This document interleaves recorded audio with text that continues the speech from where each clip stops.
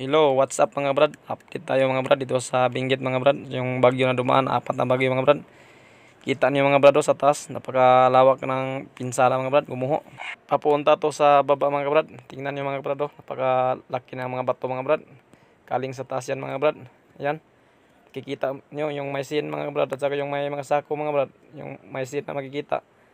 Lumawak na yung kanal dyan mga brad, papunta sa baba. Yan, tingnan niyo. Laki yung kanal dyan mga brad, galing yan sa itaas.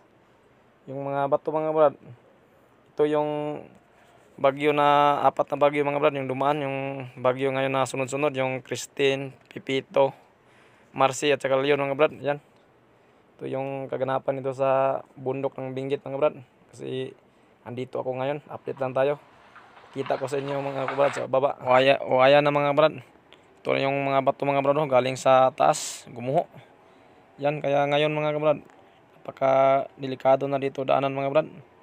Kasi yung bato na galing sa taas mga kabrad, baka pagdaan mo, gumuho, mahulugan ka ng bato galing sa taas. Kasi ito yung pinsala ng bagyong dumaan dito mga kabrad. Yan, kita nyo, yung gilingan sa taas, muntik nang mahulog pa baba. Lumalim na yung kanal mga kabrad. Napaka marami ng bato na napundo dito mga kabrad. Kita nyo, papunta sa baba.